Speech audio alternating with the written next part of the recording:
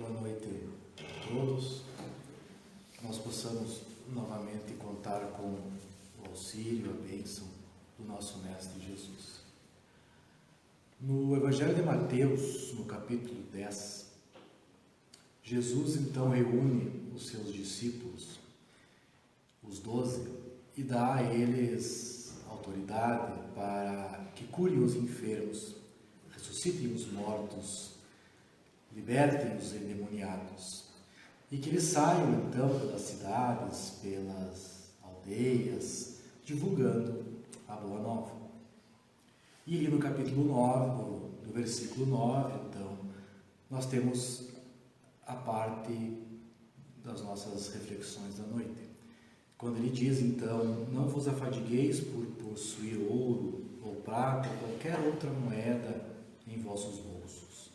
Não prepareis saco para a viagem, nem duas túnicas, nem calçados, nem cajados, porquanto aquele que trabalha merece o seu sustento. Quando entrares numa cidade ou numa aldeia, procurais saber quem que é digno de vos hospedar e fique na sua casa até que parta de novo. Entrando na casa, saudai-a dizendo assim, que a paz seja nessa casa. Se a casa for digna disso, a vossa paz virá sobre ela. Se não, a vossa paz voltará para vós.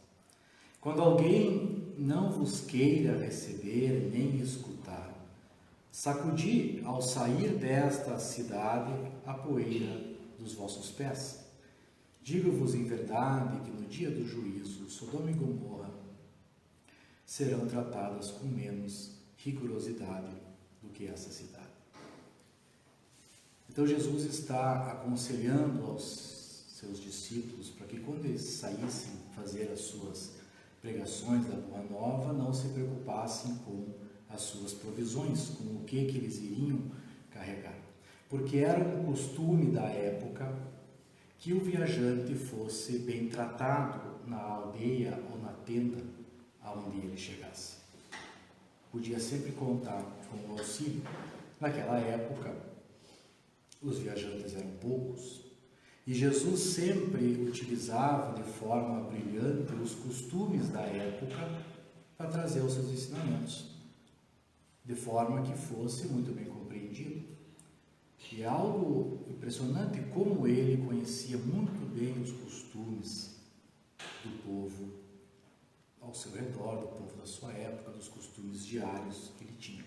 Esses conhecimentos acerca dos costumes da época, de como é que se vivia em Jerusalém, ou nas regiões onde Jesus fez as suas pregações, auxiliam bastante o nosso entendimento das questões do Evangelho, enriquecem bastante, porque nós percebemos o quanto Jesus entendia daquilo e o quanto fica mais palpável, às vezes, aquele ensinamento. Porém, as palavras de Jesus não foram ditas somente para aquela época, somente para aquele povo.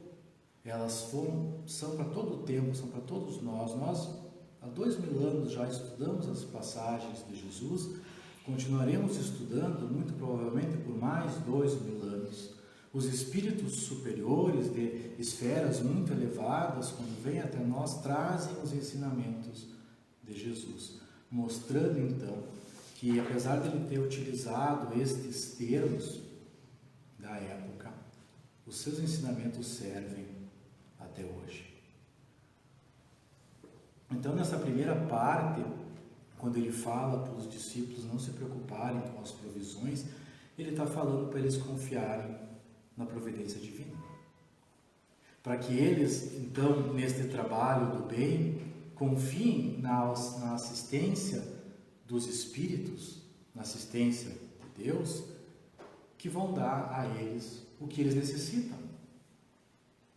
Isso nos lembra de uma história digna de registro de Bezerra de Menezes, que ainda muito jovem foi cursar a Faculdade de Medicina no Rio de Janeiro.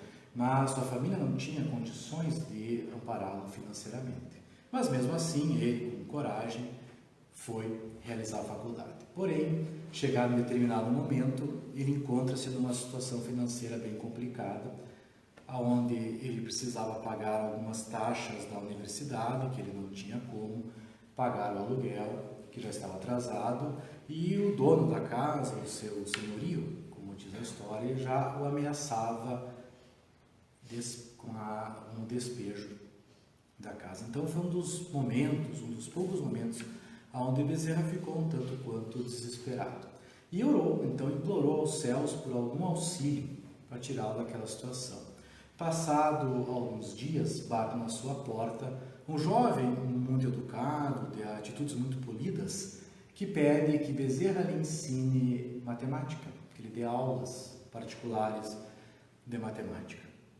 Bezerra, a princípio, recusa porque era a disciplina que ele menos gostava, mas diante da insistência do jovem, ele acaba aceitando. E o jovem ainda, então, depois de que combinaram os dias que iriam ter as aulas, diz para Bezerra que ele quer pagar já adiantado por 2 meses de aula. Também, novamente, Bezerra tenta dizer que não, mas com a insistência do jovem, dizendo que aquele dinheiro era da mesada que o pai dele dava, que não faria falta a ninguém, então Bezerra aceita. E o valor era justamente 50 mil réis, o dinheiro que Bezerra precisava para pagar as suas dívidas. Então ele fica muito feliz, porque ele consegue pagar as taxas da universidade e consegue pagar seu aluguel. Vai para a biblioteca, pega alguns livros de matemática a fim de estudar o tema, mas o jovem nunca apareceu, nunca, em nenhuma aula. Passam-se vários anos, Bezerra torna-se espírita, e ali em torno de 1894, a Federação Brasileira passava por grandes dificuldades de união. Havia muitas opiniões dissidentes, eles esqueciam do estudo do Evangelho, da doutrina realmente de Cristo, e estavam estudando, perdendo seu tempo com algumas doutrinas bizantinas ou com algumas outras questões esotéricas, e havia uma desunião muito grande. E Bezerra então é convidado a assumir a presidência, novamente assumir a presidência da Federação Espírita Brasileira. Então ele está relutante em aceitar, justamente por causa das complicações que ele vai ter quando assumir. E conversando então num grupo de estudo de uma casa espírita da qual ele era dirigente, o doutor Sampaio Bittencourt fala que ele deveria aceitar, porque todo o trabalhador da vinha é assistido pelos benfeitores. E apesar da Federação Espírita Brasileira estar equivocada na forma da propagação da doutrina espírita, ela tinha o trabalho de assistência aos mais necessitados, e só por esse trabalho ela merecia a assistência e o amparo dos servos do Senhor.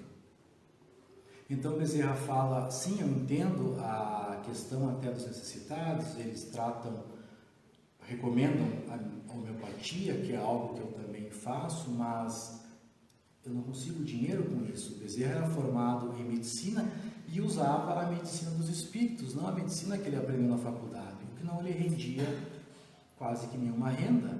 Então, se ele vai para a federação para trabalhar ainda, com o que ele vai viver? E nesse momento, então, nessa conversa, nesse grupo pequeno, o espírito do venerável Santo Agostinho incorpora um médium e diz que ele deverá aceitar o cargo, que ele poderia estudar homeopatia e trabalhar com isso. E aí o Bezerra então pergunta ao espírito, mas como, meu bondoso espírito, por acaso eu vou viver de espiritismo? Então Santo Agostinho responde para ele que não, você viverá da sua profissão, entregará ao seu cliente os frutos da sua bondade, do seu estudo, e nós lhe ajudaremos de outra forma. Nós lhe enviaremos, toda vez que você precisar, mais alunos de matemática. É a providência divina, a assistência espiritual daquele trabalhador da vinha, do Cristo, que sempre merece esse auxílio. Então é isso que Jesus diz a nós hoje, da forma como nós podemos conduzir a nossa vida, que o foco principal dela deve ser o aprimoramento espiritual e a prática do bem. Não há nada errado em nós termos um salário maior, médio, menor, que vai ser uma consequência do nosso trabalho profissional, mas não deverá ser o objetivo, e sim uma consequência. O objetivo é o auxílio a todos. Esse trabalho no bem, e não importa qual é a minha profissão, eu sempre estou em posição de auxiliar o próximo, e que eu possa sempre me preocupar primeiro com as questões do céu, e aí o céu me ajudará, dentro daquilo que eu preciso, dentro do meu merecimento, dentro das condições do meu projeto reencarnatório. Quando Jesus também fala isso, ele está dizendo aos discípulos, para não se preocuparem com essas questões, não iria despertar a cobiça em ninguém. E quando ele entrasse numa casa, realmente aqueles que o aceitariam receber seriam dignos de escutar a palavra, porque somente pessoas muito humanas, de bondade no coração, iriam aceitar cuidar de um viajante que não tinha como pagar e que não tinha nenhum recurso. Então, esses eram aqueles que seriam dignos de escutar a palavra, aqueles que não tinham a cobiça, que também não tinham o orgulho, mas que tinham a bondade dentro deles. Então, é esse que o Cristo recomenda que os discípulos cheguem e que os discípulos hospedem-se nessas casas. E para aqueles que não quisessem receber, que não quisessem escutar a boa nova, por acaso o Cristo disse aos discípulos que amaldiçoassem estes, que usassem de violência ou de constrangimento? Ele simplesmente diz que fossem embora. Quando ele fala, você entra e diz que a paz esteja nessa casa, ele está oferecendo a paz naquele ambiente em que ele chegou. Na conversa com uma pessoa, estou oferecendo a minha paz. E se a pessoa aceitar, a paz fica entre os dois. Se a pessoa não aceitar, pego a minha paz e vou embora. E não me perturbo com aquilo que o outro está fazendo, ou com o que o outro não quis me escutar. Quando ele diz sacude o pó da poeira, a poeira das sandálias, dos pés, é para não carregar nada daquilo de negativo que a pessoa ou que a casa trouxe por não querer escutar. Não perca tempo em discussões, em brigas, em picuinhas que não vão levar a nada. Respeite a opinião da outra pessoa. É a mesma coisa que diz o Espiritismo hoje: não violenteis nenhuma consciência, não force ninguém a adotar a sua crença. Não odeie aqueles que não pensam que nem nós. Deixe tranquilo aqueles que repelem as nossas ideias. Lembremos-nos das palavras do Cristo, que antes o céu era tomado com violência e hoje é pela brandura. Até Jesus, todos os profetas usavam violência. E a ideia do Messias era um guerreiro. Mas o Jesus veio trazer para nós o exemplo da brandura e da paz. Porque antes de Jesus, se alguém não gostava da minha ideia, era tratado com violência. E Jesus veio dizer para respeitar a opinião do outro, tratando com carinho, mas que deixe ele no tempo dele.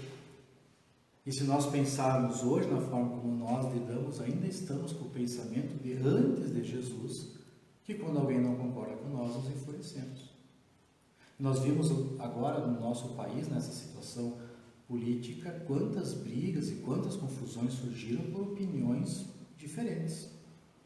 Que é algo interessante que nós devemos pensar, porque por que eu posso ter uma opinião e o outro não pode ter a dele? Por que eu posso ser tão extremista, mas o outro não pode ser extremista?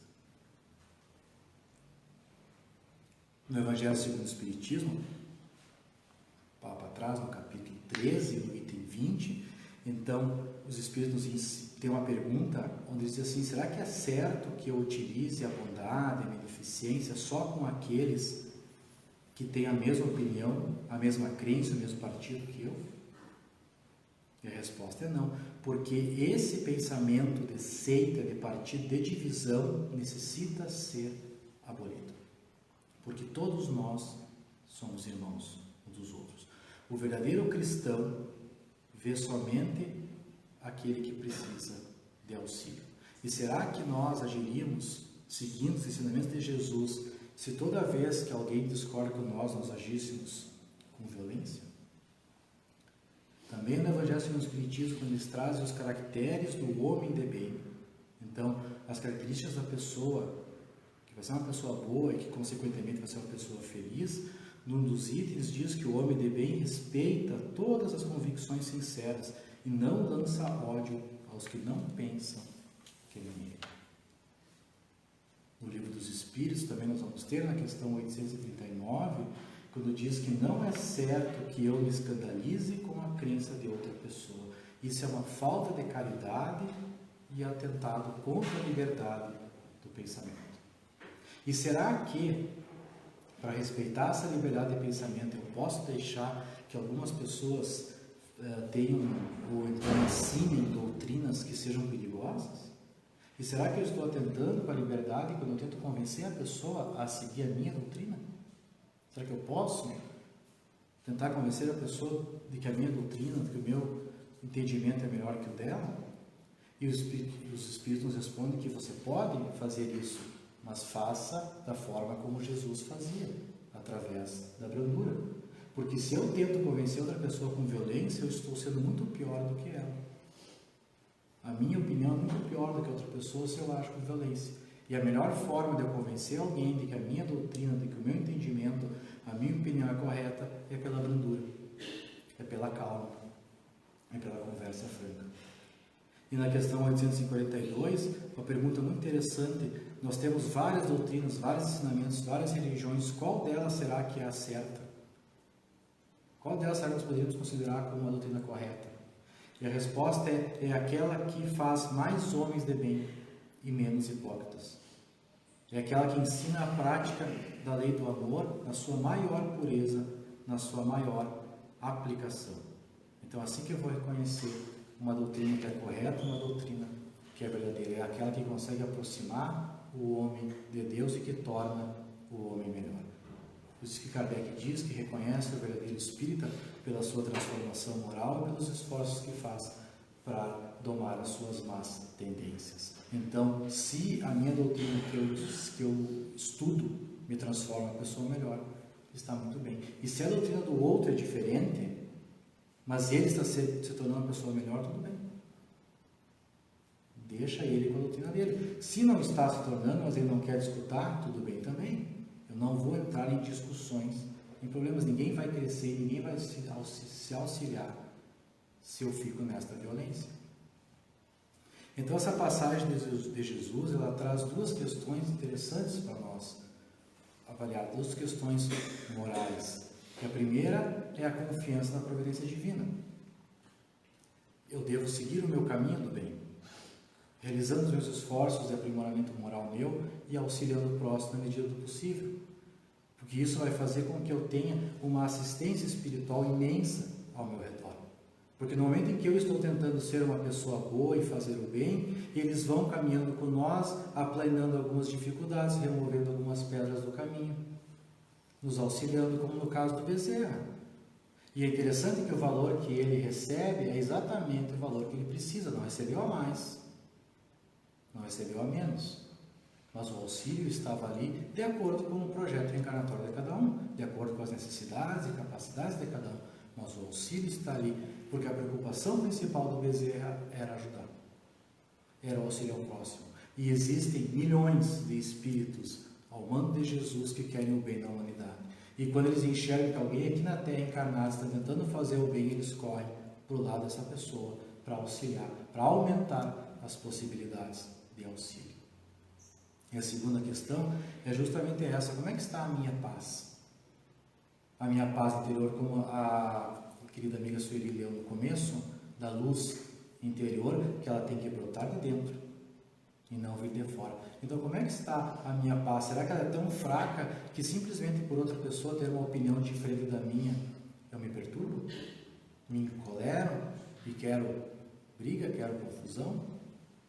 A minha paz é algo que eu tenho que ir construindo dentro de mim, e ela tem que ser tão firme, tão forte a ponto de que não se abale simplesmente porque uma outra pessoa tem um pensamento diferente do meu. Eu não posso obrigar ninguém a ter reflexões que talvez eu levei anos, séculos, milênios para ter. Nós temos que respeitar o tempo de cada um. E a violência realmente não vai levar a nada. Nada será construído, nada será feito de bom se eu agir com violência. E nessa questão da minha paz interior, é uma reflexão que eu tenho que fazer, como é que está a minha paz. E aproveitando a nossa questão do Setembro Amarelo, é justamente esses conflitos interiores, essa falta de tranquilidade que leva a pessoa a estados depressivos, que leva a pessoa ao consumo exagerado de alcoólicos ou de outras drogas, e esses são fatores que depois levam ao suicídio. Quando se faz um estudo acerca do que leva a pessoa a tentar tirar a própria vida, é justamente uma dor interna. É uma insatisfação não ter algo não ter com quem compartilhar, não conseguir expressar, mas é uma perturbação que o ser está sentindo, é uma dor imensa, então é uma falta de paz. E ninguém quer tirar a própria vida, o que a pessoa quer é tirar essa dor. E justamente por não conseguir, e por às vezes achar que a paz tem que vir de fora, é que não se consegue. Então é um raciocínio interessante que nós podemos fazer. Como é que está a minha paz? Se ela está sendo construída, se ela é facilmente abalada por uma opinião dissidente. Será que eu consigo manter a calma diante de qualquer pessoa que discorda de mim? Como é que eu estou conduzindo a minha relação com os outros? É sempre na discussão? Simplesmente por uma opinião que eu não foi muito com aquilo?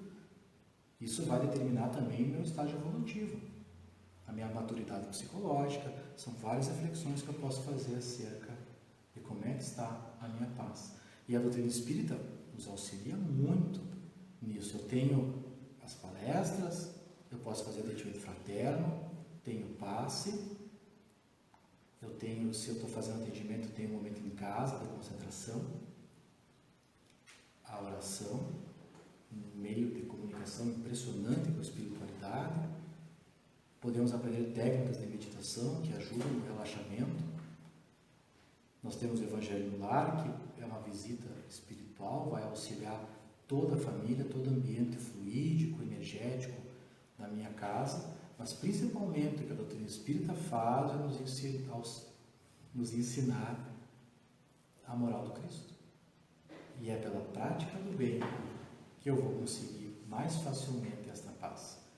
Principalmente porque se eu estou enxugando a lágrima de alguém, eu não tenho tempo para chorar.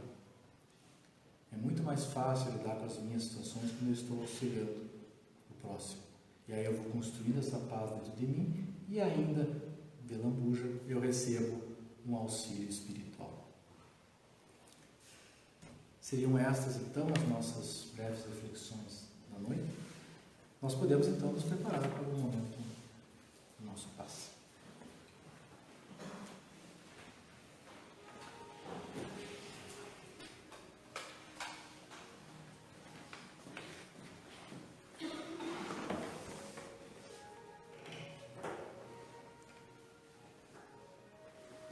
Então, esse é o momento do passe. E esse primeiro momento é para nós, para o nosso refazimento. Vamos então nos colocar confortavelmente nas poltronas, fechando levemente nossos olhos. Vamos trazer para a nossa tela mental a imagem de Jesus, nosso amado Mestre, modelo e guia, com o seu olhar bondoso, sereno. Esse olhar vai nos penetrando, como se entrasse e nos tocasse todo o nosso ser. Pouco a pouco, vamos sentindo a paz, inundando o nosso corpo, nossas células. Podemos perceber levemente, aos poucos, esta mudança nos equilibrando, nos harmonizando.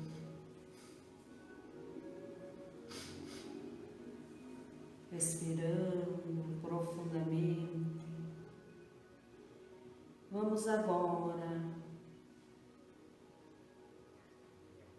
pedir ao nosso Mestre, ampare-nos para que possamos sair daqui levando esta paz, para que possamos levar amor, tranquilidade, a serenidade, para que possamos perdoar aqueles que não pensam como nós, compreendendo, entendendo e sentindo amor por todos aqueles que, como nós, ainda estão procurando mudar, procurando melhorar. Que Jesus possa nos amparar. Fiquemos agora aguardando o segundo momento do paz.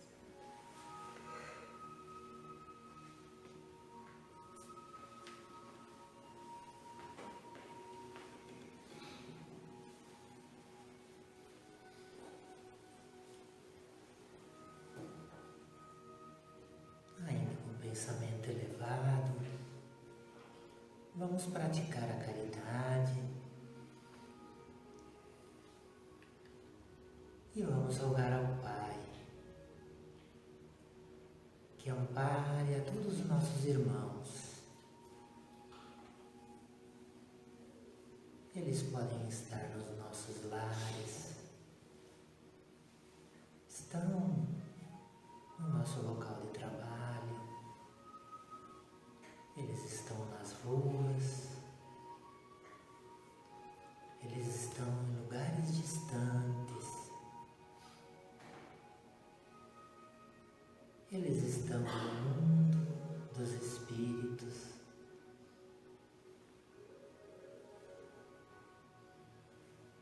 E eles carecem de atenção,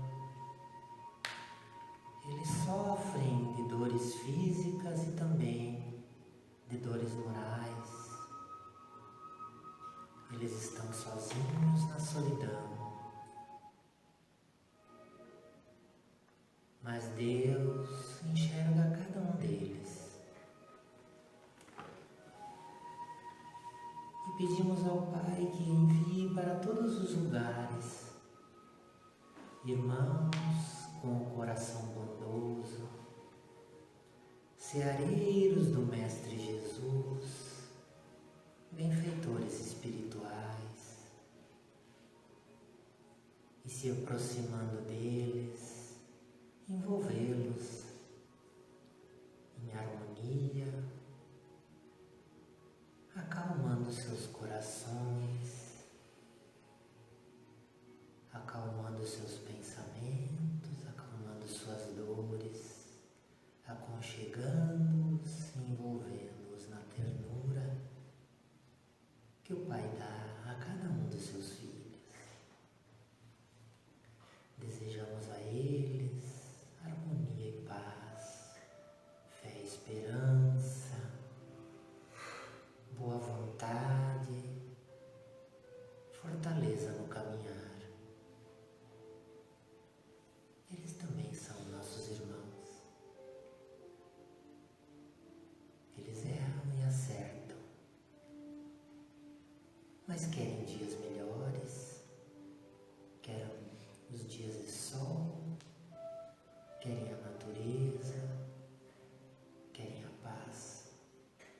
desejamos a eles também, como a nós.